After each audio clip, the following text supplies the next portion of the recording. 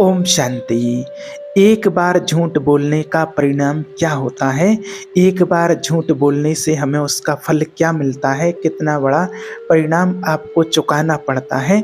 आइए आज जानते हैं। एक बार शंकर जी ने कहा कि चलो देवी कथा सुनने के लिए चलते हैं। माता सती से कहा कथा सुनने के लिए चलते हैं। तो दोनों कथा सुनने के लिए गए। अगस्त ऋषि जी ने कथा सुनाई, श्री रामचंद्र जी की कथा सुनाई। तो अगस्त जी जब कथा सुना रहे थे तो शंकर जी तो मन लगा करके सुन रहे थे, पर माता सती का मन नहीं लग रहा था कथा सुनने में। उनका बिल्कुल भी मन नहीं लगा। कथा पूरी हुई, शंकर जी वहाँ से वापस चले। अब कथा सुने थे तो कथा का जो फल होता है वो होता है भगवत दर्शन। तो रास्ते में शंकर जी को श्री राम जी का दर्शन हुआ। शंकर जी को रास्ते में श्री राम जी के दर्शन हुए। अच्छा, जब दर्शन हुआ तो वो दर्शन बड़ी गजब स्थिति में हुआ। जब श्री राम जी के शंकर जी को दर्शन हुए, उस टाइम पर राम जी अपनी पत्नी को खोज रहे थे। श्री राम जी की पत्नी को किसने चुरा लिया था? रावण ने माता सीता का हरण कर लिया था। रावण ने चुरा लिया था। रावण चुरा करके माता सीता को लंका ले गया। अब श्री राम जी क्या करने लगे? माता सीता को खोजने लगे। सीता सीता आप कहाँ हो सीते कह करके पुकार रहे थे। जब खोज चालू हुई तो राम जी चारों ओर खोजें, तब शंकर जी ने देखा और दूसरे ही प्रणाम करने लगे कि जय हो प्रभु, आपकी जय हो। माता सती बोली, ये आप किसकी जय जयकार कर रहे हैं प्रभु? शंकर जी ने कहा, ये राम हैं जिनकी अभी अभी आपने कथा सुनी है। ये नारायण का अवतार हैं। माता सती खिलखिला करके हंसने लगी। शंकर जी से बोली कि हे भोलेनाथ, आप वास्तव में ही भोले हो, लोग आपको इसलिए भोलेनाथ कहते हैं। शंकर जी ने कहा क्यों? बोली सती, अगर जिसको खुद की पत्नी का पता ना हो वो भगवान कैसे हो सकता है? यदि ये भगवान होते, ये नारायण का अवतार होते, तो इनको पता चल गया होता कि मेरी पत्नी को रावण ने चुराया है। ये नारायण का अवतार होते तो इन्हें पता नहीं चला। ये रो रहे हैं, सीता हे सीते कहाँ हो? यदि ये पत्नी को ढूंढ रहे हैं मतलब ये मनुष्य हैं, ये कोई नारायण का अवतार नहीं है। और अगर ये नारायण का अवतार होते तो इन्हें तो सब पता होता कि कौन कहाँ है। अब शंकर जी ने समझाया कि देवी सती, ऐसा ना सोचो आप, ये नारायण का ही अवतार हैं। श्री राम जी तो कहते अंतर्यामी, वो तो सब कुछ जानते थे। वो जानकर भी ना जानने का अभिनय कर रहे थे। उस टाइम पर जानते सब कुछ थे, लेकिन जानते हुए भी अनजान बने हुए थे, अभिनय कर रहे थे। क्यों अभिनय कर रहे थे इस प्रकार से?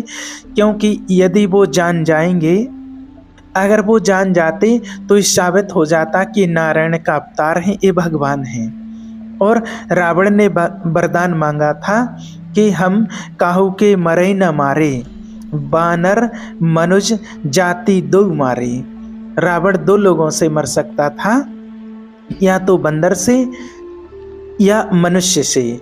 बस दो ही लोगों से रावण मर सकता था। रावण ने ऐसा वरदान मांगा था। अब श्री राम जी नारायण का अवतार भगवान, और अगर वो भगवान बन करके आए और भगवान बन करके आए, भगवान की तरह रहें, तो रावण तो मरता ही नहीं फिर भगवान से, क्योंकि रावण ने तो वरदान क्या मांगा था कि हम मनुष्य से मरें। इसलिए श्री राम जी को मनुष्यों जैसी सारी लीला, सारा काम करना पड़ा। सारी लीला श्री राम जी मनुष्यों की तरह कर रहे हैं और मनुष्य की तरह विलाप कर रहे हैं और मनुष्यों की तरह पूरी लीला करके दिखा रहे हैं। तो श्री राम जी इस टाइम पर वही कर रहे हैं जो एक सामान्य मनुष्य करता है। सीता जी की याद में रो रहे हैं, विलाप कर रहे हैं। तो लीला मनुष्यों की करनी है तो बिल्कुल परफेक्ट कर रहे हैं। राम जी इतनी बढ़िया लीला कर रहे हैं कि माता सती उनकी लीला को देख करके मोहित हो गई और उन्हें संशय हो गया। उनका मोहित होना ये सिद्ध कर रहा है, उनका संशय आना ये सिद्ध कर रहा है कि राम जी की लीला बिल्कुल ओरिजिनल है, बिल्कुल परफेक्ट है। मनुष्यों की तरह है, बिल्कुल मनुष्यों की तरह लीला कर रहे हैं। कोई नहीं कह सकता है कि नारायण के अवतार भगवान आए हैं, कोई नहीं कह सकता। अभिनय तो वही है ना, जब आप अभिनय करें तो ऐसा करें कि बिल्कुल ओरिजिनल है। आप अभिनय कर ही ना पाएँ तो फिर वो किस बात का अभिनेता। तो श्री राम जी तो अभिनय कर रहे हैं ना उस समय पर, तो अभिनय में बिल्कुल ओरिजिनल करना है, बिल्कुल ऐसे ही लगना चाहिए। इतना ओरिजिनल था कि माता सती को भी संशय हो गया और इससे सिद्ध हो गया कि श्री राम जी बिल्कुल लीला अपनी सही कर रहे हैं। अब देखो क्या होता है आगे। शंकर जी ने बहुत समझाया माता सती को कि वो भगवान नारायण का अवतार हैं, वो मनुष्य बने हैं और वो लीला कर रहे हैं वो नारायण के अवतार, सब पता है। सती नहीं मानी, सती नहीं मानती हैं। शंकर जी ने बहुत समझाया लेकिन माता सती की समझ में नहीं आया कि हम विश्वास नहीं कर सकते हैं। अब सोचिए कि अगर शंकर जी समझाएं और सती को समझ में ना आए, ऐसा क्यों हुआ कि शंकर जी जिसको समझा रहे हैं और वो ना समझे, ये कैसे हो सकता है? ऐसे ये क्यों हुआ, किस लिए हुआ, इसका भी कारण समझ लीजिए। क्योंकि शंकर जी की माता सती उस टाइम पर पत्नी हैं और पत्नी को अगर शंकर जी नहीं समझा पाए तो आप सब क्या समझा सकते हो, है ना। इसलिए पत्नी को ज़्यादा न समझाया करो, जैसा कहती हैं वैसा मान लो। इसलिए कहते हैं कि जैसा पत्नी बोलती हैं वैसा कर लो, उनसे पंगा लेने का नहीं। अब शंकर जी ने भी कह दिया कि हमने तो बहुत समझाया, अब तुम जानो जो करना है सो कर लो। सती बोली कि हम परीक्षा लेंगे, हम परीक्षा लेंगे, हमें विश्वास नहीं होता है कि नारायण का अवतार हैं। अब शंकर जी ने कहा कि जो आपके मन में आए सो आप करो। अब व्यक्ति भाई समझा ही तो सकता है और इससे आगे और क्या कर सकता है। अब सती माता को शंकर जी समझा ही सकते थे और समझाया उन्होंने। शंकर जी ने कहा कि जाओ, नहीं मानती हो तो जो करना हो परीक्षा ले लो। अब माता सती बोली ये बढ़िया आइडिया है। अब परीक्षा लेने के लिए माता सती जाती हैं श्री राम जी की, और वो वन में श्री राम जी भटक रहे हैं, सीता जी को पुकार रहे हैं, रो रहे हैं, विलाप कर रहे हैं, और माता सती जाती हैं परीक्षा लेने के लिए और माता सीता बन जाती हैं। माता सती सीता का रूप धारण कर लेती हैं, गई श्री राम जी के सामने गई। अब उनको तो ये लगा था कि विलाप कर रहे हों और जैसे ही मैं देखूंगी तो वो बहुत प्रसन्न हो जाएंगे और उनका विलाप सब बंद हो जाएगा कि कहाँ गई थी सीते, मैं कितना खोज रहा हूँ तुम्हें। और जैसे से ही सती माता सीता के रूप में श्री राम जी के सामने पहुंची, श्री राम जी ने पहचान लिया और उन्होंने कहा माता जी प्रणाम। प्रणाम किया और उन्होंने कहा कि मेरे प्रभु कहाँ हैं, आप अकेले यहाँ क्या कर रहे हो, शंकर जी कहाँ हैं। अब तो माता सती घबराई, आपने कैसे पहचान लिया। राम जी ने कहा कि हम सब जानते हैं, मैं ना पहचान पाऊँ आपको, ऐसा कैसे हो सकता है। और फिर माता सती ने कहा कि जब सब जानते हो तो फिर अपनी पति का पता क्यों नहीं लगा पाए। श्री राम जी ने कहा कि हम अभी लगाना ही नहीं चाहते। क्यों नहीं लगाना चाहते हैं? अगर अभी सीता जी का पता लगा लेंगे, यदि सीता जी का पता राम ही लगा लेते तो फिर हनुमान जी की महिमा कैसे होती, और बहुत सारे कार्य जो श्री राम जी को करने थे वो कैसे होते। सीता माता का पता किसने लगाया था? हनुमान जी ने। और अगर श्री राम जी ही लगा लेते तो हनुमान जी की महिमा भी तो बढ़ानी थी ना। शबरी माता तक भी तो पहुंचना था, शबरी पर भी तो कृपा करनी थी। रावण ने चुराया सीता माँ को, तुरंत रावण को मार देते अगर तो शबरी को कौन जानता, सुग्रीव को कौन जानता, बंदर भालुओं को कौन जानता। हर जो उनके भक्त थे उन हर एक भक्त की महिमा बढ़ाने के लिए ही ये लीला श्री राम जी कर रहे हैं। माता सती घबरा गई कि मैं तो आपको समझ ही नहीं पाई। अब जहाँ सती माता देखें वहाँ उनको सीताराम सीताराम का दर्शन हो रहा है। अब तो ऐसा दृश्य देख करके वो घबरा गई हैं और गई तो थी परीक्षा लेने के लिए और 0 नंबर लेकर के आई, फेल हो गई परीक्षा में। और फिर लौट करके शंकर जी के पास आ गई और शंकर जी ने जब पूछा कि हो गई परीक्षा, ले ली आपने परीक्षा, तो झूठ बोल दिया और कह दिया कि कछु न परीक्षा लीन गोसाई, कि मैंने कोई परीक्षा नहीं ली है। ये झूठ बोला, माता सती ने शंकर जी से झूठ बोला। अब एक बार झूठ बोला और एक झूठ का परिणाम देखिए आगे क्या होता है। अब उन्होंने कह दिया कि मैंने कोई परीक्षा नहीं ली है। एक झूठ बोल दिया है माता सती ने शंकर जी से। अब जब झूठ बोल दिया तो मन ही मन माता सती का शंकर जी ने त्याग कर दिया, मन ही मन त्याग कर दिया और माता सती का उन्होंने त्याग कर दिया शंकर जी ने। शंकर जी ने मन ही मन कहा कि अब हम और आप इस संबंध में, मन पति पत्नी के संबंध में नहीं रह सकते हैं। क्यों नहीं रह सकते हैं? क्योंकि सती क्या बन गई थी? सीता। सती ने क्या बन करके परीक्षा ली थी? सीता। और जब वो सीता बनी तो शंकर जी सीता को तो माता मानते हैं, और जब पत्नी ने माता का रूप रख लिया तो फिर उसे माता के रूप में स्वीकार कर लिया। अब जैसे माता के रूप में स्वीकार कर लिया, उसे पत्नी के रूप में स्वीकार कैसे कर सकते हैं? मर्यादा बिगड़ जाएगी। इसलिए शंकर जी ने मन ही मन माता सती का परित्याग कर दिया। इसीलिए कहा जाता है कि जब स्त्री माँ बन जाए, आपके बच्चे बड़े बड़े हो जाएं, समझदार हो जाएं, बड़े हो गए, शादी के लायक हो गए बच्चे या शादी हो गई हैं, तो आप पति पत्नी दोनों पवित्र जीवन बिताएं, परमात्मा की शरण लें। गृहस्थ में रहना बुरा नहीं है, पत्नी के संग रहो, पति के संग रहो, आराम से रहो, लेकिन भोगी बन करके नहीं, योगी बन करके आपको फिर रहना चाहिए। कब तक आप इच्छाएं पूरी करते रहोगे? आज तक हुई क्या जो आगे हो जाएंगी। धीरे धीरे अपने मन को कंट्रोल करके, इच्छाओं को कम करके, मन को हटा करके सबसे चित्त भगवान में आपको लगाना चाहिए। मन को साफ करो, निर्मल करो। फिर मन ही मन शंकर जी ने त्याग करके और वो अपनी समाधि में डूब जाते हैं। माता सती के पिता ने यज्ञ किया, उस यज्ञ में माता सती को बुलावा नहीं आया। दक्ष ने यज्ञ किया कनखल में, सबको बुलावा भेजा, सबको बुलाया, लेकिन शंकर जी को नहीं बुलाया। माता सती ने कहा कि जब सबको बुलाया पिताजी ने, तो हमें क्यों नहीं बुलाया? शंकर जी ने कहा कि एक समय की बात है कि मैं आपके पिता के यज्ञ में गया था, सभा में मैं गया था, तो वहाँ दक्ष के आने पर, माना आपके पिताजी के आने पर सबने खड़े होकर के सम्मान किया, पर मैं खड़ा नहीं हुआ।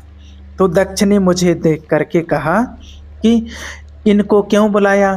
भरी सभा में दक्ष प्रजापति ने भोलेनाथ का बहुत सारा अपमान किया, शंकर जी को गालियां देते रहे, अशब्द बोलते रहे, लेकिन शंकर जी ने कोई उत्तर नहीं दिया, कोई भी उत्तर नहीं दिया। अच्छा देखिए, जब आपको कोई गाली दे, आपका कोई अपमान करे, उस टाइम पर आपको क्या करना चाहिए? जब कोई आपका अपमान करे, गाली दे, तो वहाँ आपको जवाब देना चाहिए क्या?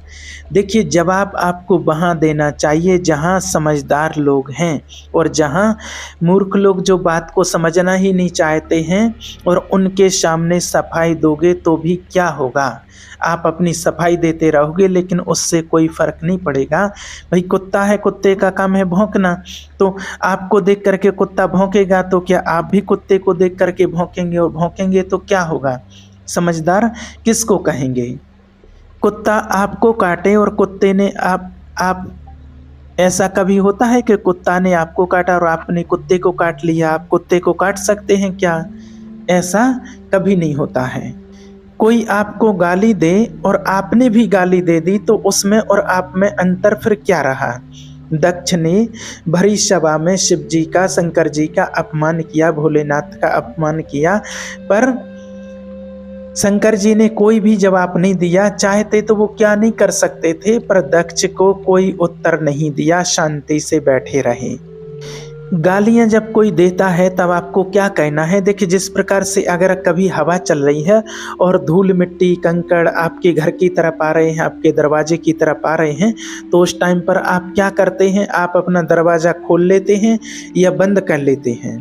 जब तूफान आ रहा हो, जोर से धूल मिट्टी उड़ रही हो, उस समय आप क्या करते हैं?